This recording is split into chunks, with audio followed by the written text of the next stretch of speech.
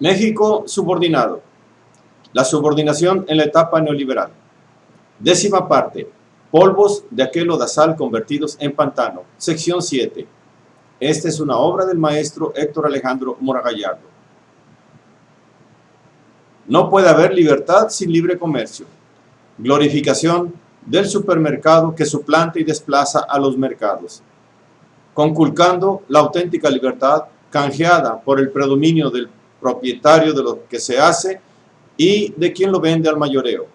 Monstruo frío que personifica las relaciones sociales de producción, procediendo a agnostizar el dominio capitalista, pasando a ser el coloquio de una delicia de declaraciones a favor de la libertad que esclaviza al mundo. Jorge Semprún, ministro de Cultura de España, sentenció que la economía de mercado es el horizonte irrebasable de nuestro tiempo, consideración cierta, pero por lo mismo negativa. Por su parte, Leszek Kolakowski, profesor de Filosofía de Historia de Oxford, vino a ponderar la generación espontánea capitalista, resultado del desarrollo del mercado, profiriendo así su contribución a la causa reaccionaria. El capitalismo no es producto de la planeación, sino que surge espontáneamente como resultado del desarrollo del comercio. El capitalismo es la naturaleza humana en funciones, liberada, mientras que el socialismo es una invención de los filósofos que no ha funcionado y que nunca funcionará. De plano, no hay más futuro que el capitalismo natural. Ergo, no hay futuro para la especie humana ni para la biosfera. Los pregoneros del libre mercado se multiplican para sentenciar el dominio mundial, por desgracia sin equivocarse, escapándoseles a tales astros encandilados que tal virtud en realidad pasa a ser el problema de la época, el auténtico dominio que perjudica al mundo y a partir de entonces al mundo entero con mayor intensidad, radica en la explotación capitalista de la naturaleza y de las personas. O sea, que la dictadura del mercado que seguimos celebrando es, por desgracia, para detrimento de los hábitats y de la mayoría de los seres humanos entre explotados o marginados. El Homo economicus es la degradación del Homo sapiens. Conceptos premarxistas en cuanto a su contenido histórico y posmoderno, bien casados con el triunfo absolutista del capital, lo que habría que celebrar porque ahora sí se estaba entrando en el mejor de los mundos posibles. Pero también hubo sensatez, y de los menos esperada, que de manera sorprendente Daniel Bell, el sociólogo de Harvard, tuvo una buena puntada. Dijo que la gran falla de la revolución bolchevique fue no haber sido suficientemente marxista, porque intentó aplicar el socialismo en un país que no había pasado por la experiencia del capitalismo moderno y de la democracia. Lo que ya fue decir algo con carga histórica para el socialismo realmente existente, una consideración certera, así fuese parcialmente enunciada, pues fue Stalin quien llevó a cabo tal política sesgada. Entonces, el marxismo podía tener vida, ¿o no, Octavio? Pues no, la racionalidad de la historia es un accidente al que nosotros le damos sentido, apuntó Paz. Eso sí, Octavio no admitió la alusión posmoderna de Agnes Heller, pasando a corregirla, porque la historia no tiene etapas que siguen a otras etapas, aludiendo a una modernidad que sigue después de la etapa anterior, que ya no es moderna. Y por algo consideraba Marx que vivimos en la prehistoria. Por ahí se escaparon algunos argumentos contradictorios en los amenos coloquios. Así, el mismo Semprún planteando una noción disonante con la tesis a festinar. Lo que hoy triunfa es la democracia, formal, la burguesía. Pues sí, y como tal, la pseudodemocracia que encubre el dominio de los pocos, plutócratas. Entonces, ¿qué festejar? Simplonadas como las del franchute Jean-François Rivel sirven para enterrar por siempre el estalinismo y, mejor aún, a su decir, el socialismo. Decir que no ha muerto el socialismo, sino que han muerto el socialismo real y el estalinismo es un subterfugio. El socialismo ya se acabó, ya no tiene derecho a una nueva experiencia. nunca pudo funcionar. Fue la escuela de la irresponsabilidad. El marxismo tiene su propio veredicto, la praxis, pudiendo con ello recriminar a los estalinistas que hasta el final sostuvieron al pseudosocialismo como la opción para derrotar al capital. Pero no había tal. El socialismo dentro de Occidente es el que está destinado a implantar un dominio mundial que suprima al sistema mundo capitalista. El hombre no es más el centro del universo. La historia no tiene una dirección marcada por el progreso. No marchamos hacia la libertad y el bienestar asegurados. Muy bien, Octavio, pero entonces, ¿qué celebran? Todo eso se ha acabado. No se han acabado probablemente los grandes absolutos, religiosos, filósofos, artísticos, pero sí esta deificación de la historia, que en el fondo es una deificación del hombre. La gran pregunta de Bell es qué tipo de estructura haría posible una sociedad más justa y más humana. La respuesta contundente es obvia, el socialismo, querido Octavio. ¿Y qué celebramos en el tercer mundo, especialmente en América Latina, al cafetear a la URSS? El fracaso del sistema que debió y debe emanciparnos del dominio del capitalismo imperialista y la proliferación del modelo exacerbado que incrementa la concentración de la riqueza en unos cuantos capitostes. Así, los intelectuales orgánicos en franco estado de descomposición se convierten en cómplices de la barbarie capitalista. No había que festinar. Era previsible que el dominio del imperio se recrudecería y sus patios traseros habrían de padecer la hegemonía unilateral. Lo que cabría esperar a partir del derrumbe soviético era un mayor desequilibrio entre las relaciones norte-sur, agudizándose la succión expoliadora metropolitana. Este es el problema más grave de nuestra época. Víctor Flores Olea lo dijo. El dominio de la bestia triunfante, que como el peor de los dos sistemas, en cuanto a poderío imperialista del siglo XX, pasa a ejercer una depredación más intensa sobre la humanidad mundo. Y para Europa Oriental, vuelta a la libertad, vuelta al principio, la serpiente que se muerde la cola, logotipo de vuelta, es el círculo vicioso en el que el sistema de dominio capitalista se desenvuelve. Pero tal retorno es solo una metáfora de ocasión. La cruda y cruel realidad es que ante el fracaso del pseudosocialismo, el dominio que la globalización dichosa instaura convierte, con su dichosa competencia, la actividad internacional en una guerra para explotar más recursos naturales hasta su agotamiento, así como a los trabajadores reducidos por el desarrollo maquinal que incrementa la cantidad de marginados desposeídos, exterminio de por medio de especies vegetales y animales, así como calentamiento también global.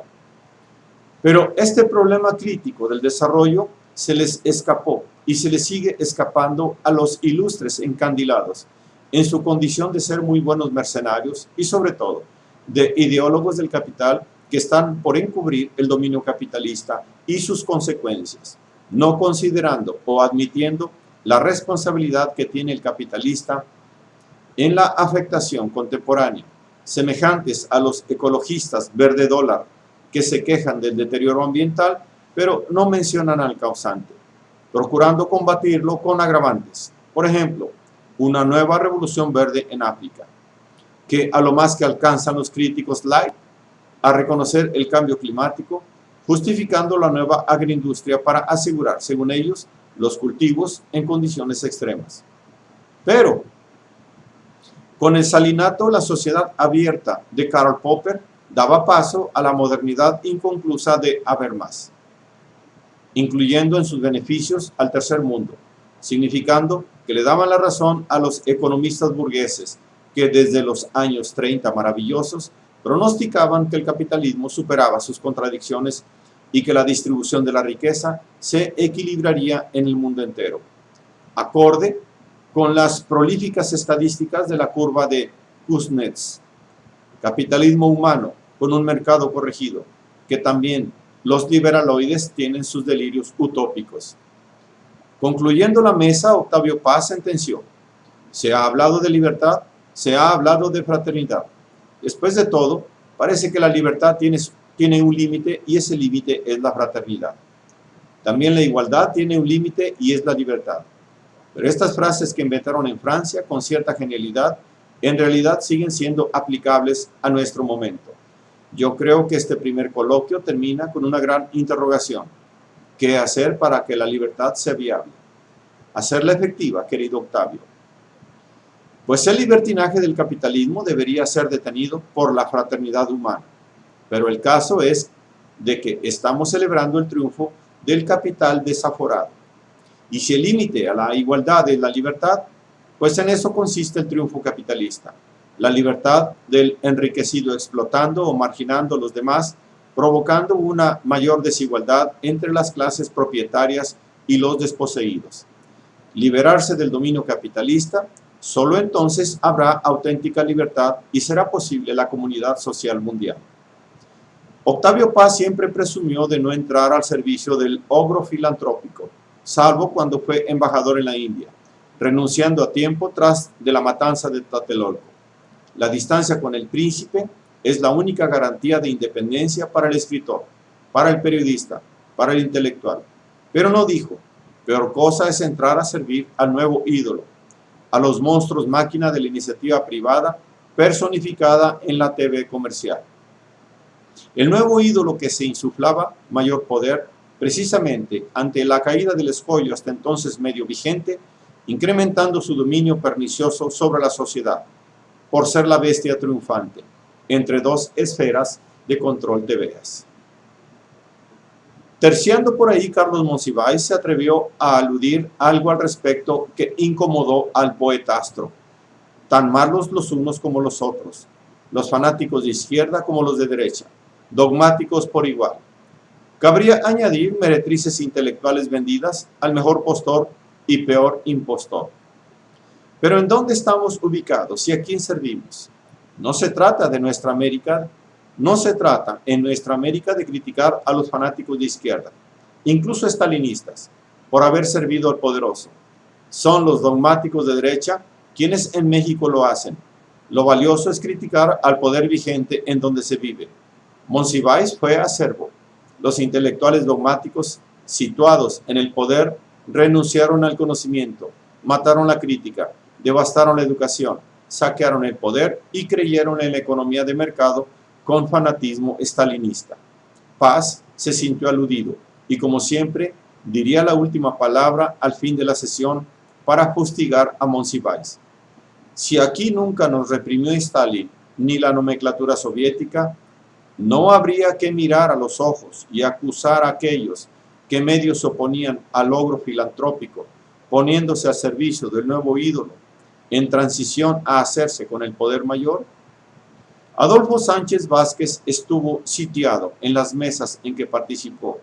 Aquel era un encuentro para sepultar al marxismo y él no podía claudicar ni arriar bandera, dado que su conocimiento a fondo del marxismo le hacía entender el equívoco de querer meter en el sepulcro una vez más a quien es un espíritu fantasmal que deambula por el mundo comprobando su teoría.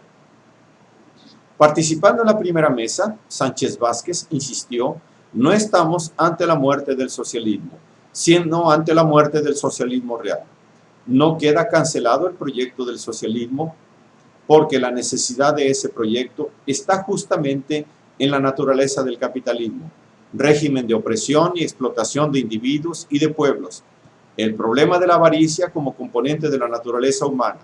Si el egoísmo fuera un componente de la naturaleza humana, sobre todo con carácter dominante, se cancelaría desde luego todo proyecto de emancipación. Teniendo a bien intervenir desde la tribuna en la despedida del encuentro, ya en día domingo, el filósofo hispano-mexicano se salió con la suya al no dejar terminar tal coloquio cargado a la derecha, sin hacer ver que la necesidad de socialismo es imperecedera, porque representa el requerimiento de suprimir un sistema injusto para superarlo con uno más humano. El fracaso estalinista, nomenclatura soviética, no agota el instinto de rebeldía y superación.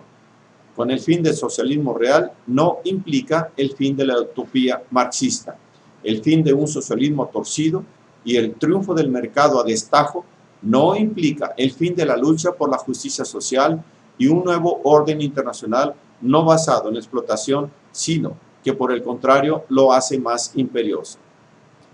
Consultado externamente por la revista Proceso, el crítico de arte Luis Cardosa y Aragón le puso los puntos a las íes del encuentro, planteando una cuestión cardinal, cuestionando el fuera de foco de la crítica en él realizada.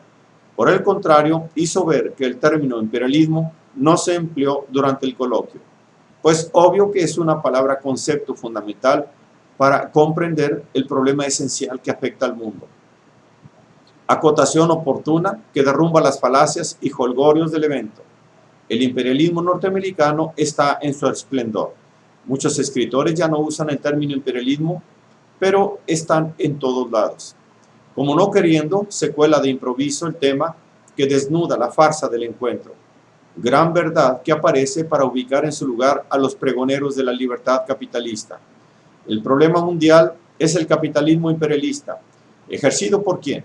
No por el imperio que ha caído. Un imperio más hacia adentro que hacia afuera.